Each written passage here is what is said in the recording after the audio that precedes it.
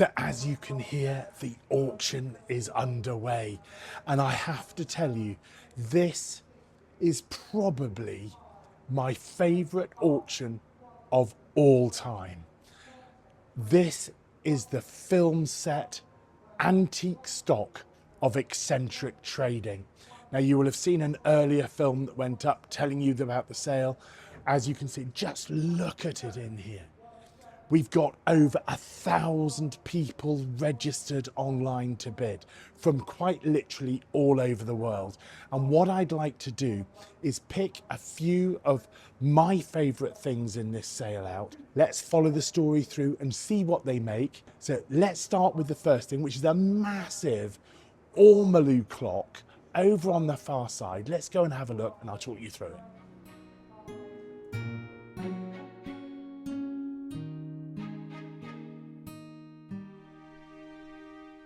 This is French. It's 19th century. It's ormolu, which is gold-plated bronze. If you've seen a lot of the films from France, the French love ormolu, and this is French. Doesn't take a genius. It says Paris on the front there. So it's a circular enamel dial. It's got Roman and Arabic numerals, and in the back it's got the twin winding holes. It's got these rococo scrolls, these matted grounds, and these wonderful shapes, pierced, cast. On the top here we've got this cherub with a flower garland in his hair, or a floral chaplet. You know, everything in this sale is without reserve. And that is the joy of these sales. So the estimate is really, really low, but I think this is going to do well. If it makes over £2,000, I'll be pleased.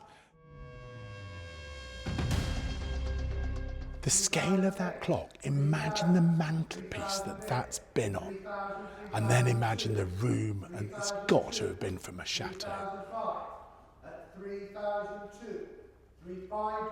3,002 is good. It's not early. If it was 18th century, it would be making a lot more. But 3,002 is a really good result.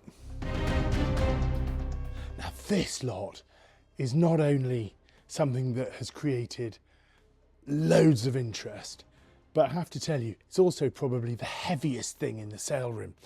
It took a forklift to lift it, but this is cast iron. It's been polished at some stage. If this had been left alone, it would be almost black. But I think this is actually earlier than it looks. It's very much in this Gothic style.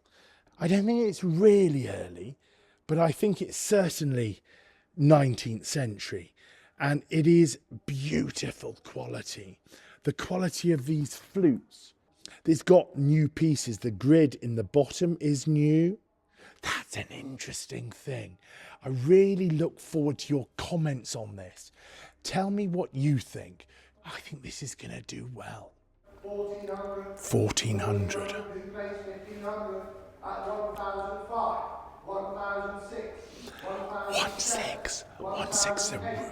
1,800 pounds, I bet. 1,819, 2,000, 2,200, 2,002. And the thing is, don't forget, a lot of these things, in fact, all of these things, have been used as props. They've been rented out to film companies and left in piles by producers of, I don't know, Harry Potter or James Bond or Bridgerton. 2007. 2008, 2009. That is a cracking price for that fireplace. 2009 is bid, 3,000. 3,000 pounds. 3,322. It's interesting. Spencer said he'd been offered £600. Should he take it? So, no. 3,200 pounds. 3,000. At 3,200. Wow. 3,002. Did you see that coming?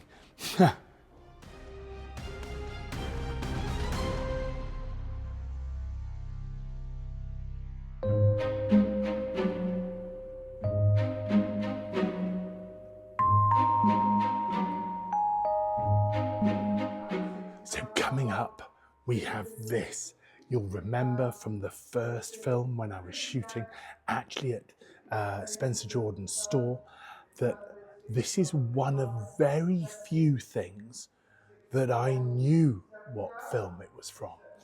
And this was in a James Bond film with Daniel Craig. The difficulty is with all of these things, Spencer has signed an agreement to say that he will never, ever publicise and use the filming as promotion to the object. So he's not allowed to tell us. But there are things like this that we recognise and we know. So one of a handful out of almost 2,000 objects. It's one of those things. We can't do anything about it. But this, we'll see. At £600, 600. Well, does go to show when you can give it a bit of a push and mention James Bond and Daniel Craig, it does cause a bit of extra interest. £600 for this little bronze bust. I think it's a good price for him. Something that people always say is that look at something that is typical of its period. And look at this. There is no way you could mistake these two lots for being anything other than Art Deco. Both, well, we'll start with the dressing table. It is so stylish. Look at those steps of satinwood holding and supporting the mirror. They are just what you'd expect from an Art Deco light fitting, or maybe the architecture outside a 1920s or 30s cinema. And look at the globe on the top of this lamp here. This is design over practicality in every way. And this, your dressing table stool, well, anybody knows that if you're getting ready to go out, you want to be able to move closer in and out to the mirror. This is fixed, and it's fixed to give the whole thing balance. It's great because of its style, it's great because of its design, and because of that, it is going to do really, really well. I wish we had the whole bedroom suite, but we don't. It is so stylish, though. On the phone at 1009. On the phone. 1000 On the phone. 1009. Out or right? All sure then. All done. Selling £1,900. Telephone bid got it. Telephone bid got it for 1,009. That is a really good result, but it was an absolutely fantastic dressing table. So the next bit of Art Deco that I've picked is this. And there are lots of pieces from this period in this auction, but this one has got something about it. It's got a real quality. It's not in the best of conditions. It's in the manner of somebody called Lorenzo. Sculptures of Art Deco figures, predominantly dancing ladies. And it's a lovely stepped marble base with these buttresses in a banded onyx, and it's typical of its period. The ball never started life on there. I think she probably had a large globe and a light fitting when she was sold originally, but she is just a wonderful quality thing. 750, 850, 9, 950, 950 there. Telephones come in. £1,000. The bid is still in France at £1,000. Oh, it's in France, so he's got bids online in France, and he's got the telephone. £1,300, 1,400, 1,450, £1,500, I bid. 15. That's a lot of money for that figure, I think. 1,007, £1,700, all bidding still in France. In France. French like their Art Deco. All up, all short, selling £1,700. There we go, 1,007. I wonder what that would have made if it had been in original condition. That is a great result.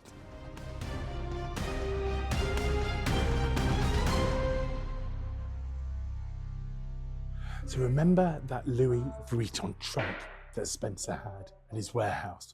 Well, that still hasn't arrived yet, but ready and in time for this sale is this one. It's a third of the size of the big one, and it's not in anywhere near the condition. It's battered along the top, it's faded along the top, it's got some of the monogram still at the front, but it is still a nice early one, so it's still going to be popular. Let's see what it makes when it goes under the hammer.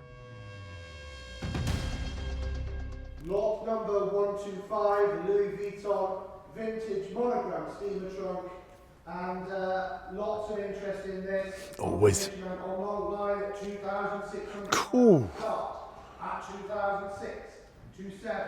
So that starts at 2.6. 29, 3,000, 3,900. Jeez. 3,1. It's battered, it's warm. 3,002, 3,003, 3,4. Yeah. 3,5. 3,006. 3,000.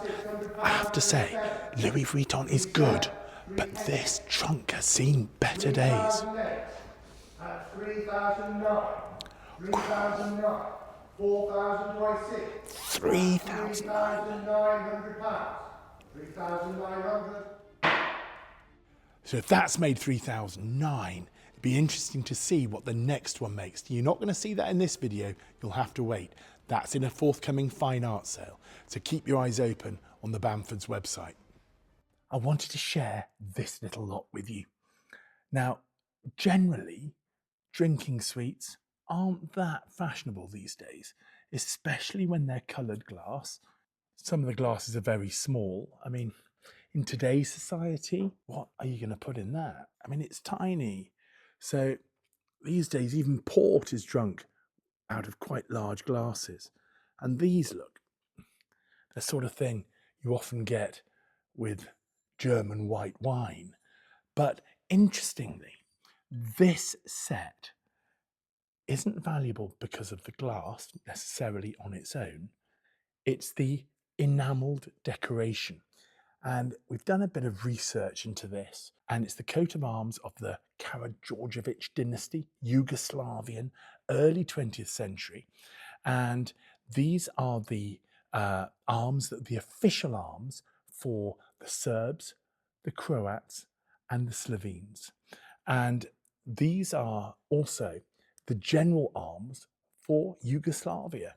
So these are probably from someone quite important originally, before they found their way into Spencer's collection and have just been hired out as a normal drinking suite. Because Spencer really, having spoken to him about these, didn't cost him anything very much at all, and he just hired them out like a normal glass drinking suite.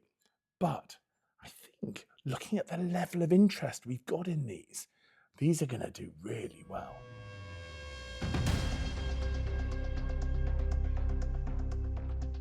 My glass specialist says it's really good, but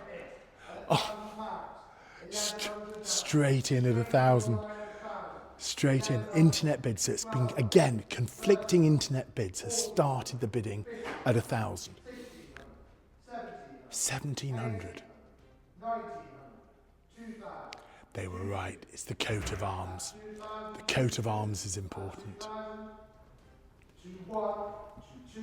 2-1.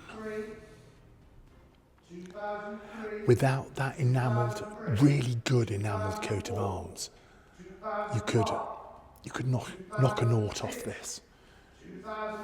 But Provenance, if you look at one of the other videos I did on Provenance, it's all about who owned it.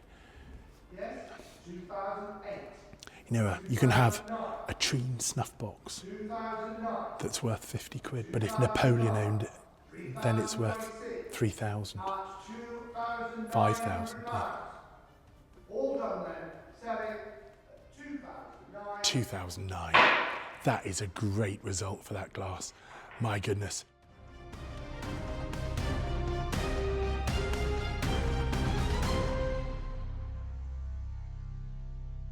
Now, out of all of the Oriental works of art that we have in this sale, the lot that seems to have created the most interest is this one. So it is a tetsuban, which is a Japanese iron kettle.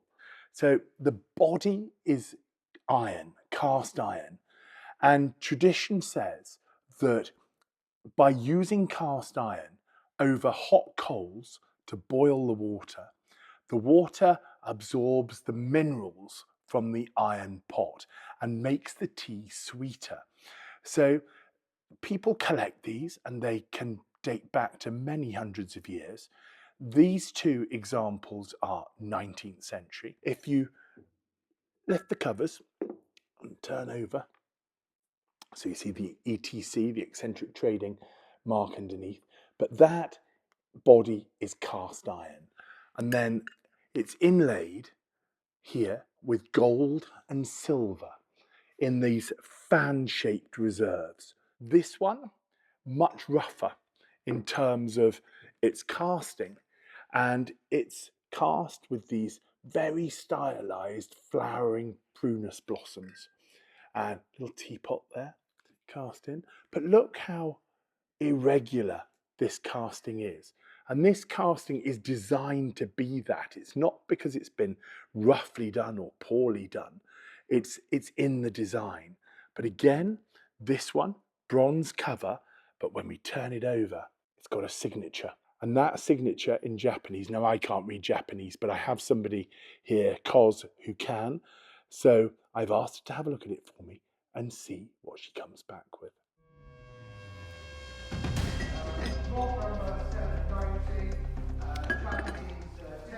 We had so many condition reports. 1004 on the other, Oh. 1004, 1005, do I see? So he's got lots of different live bidding platforms, and they've started at 1004. 1008, And 1009, 1009, we had the name translated by Koz, who translates our Japanese signatures. 26, 28, And she thought they were good. 3002, 3,200. 3008, Now, interesting, Spencer bought these £4,000, along with a group of others 45, for a film set 48, for £450. £5,000 I'm bid. 5,000. I knew they were going to do well. 5,005, 6,000, at 6,002. All done then. It's another one. At £6,200. 6,002. That's great. And it's another lot that Spencer almost sold to a dealer for a few £100.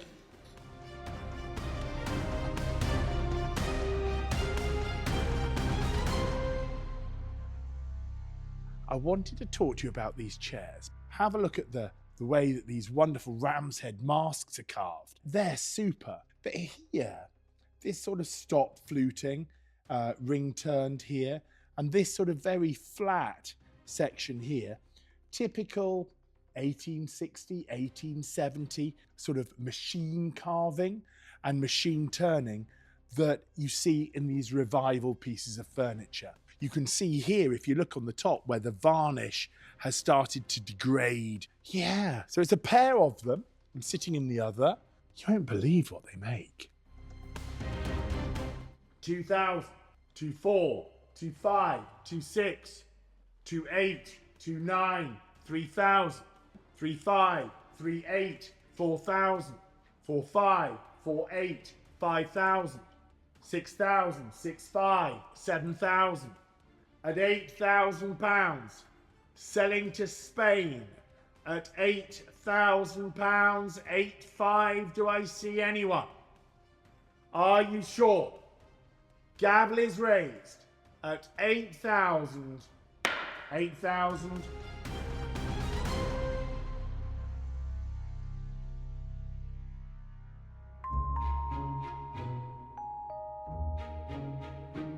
So that you don't miss what happens next time, please don't forget to like and subscribe. Thank you.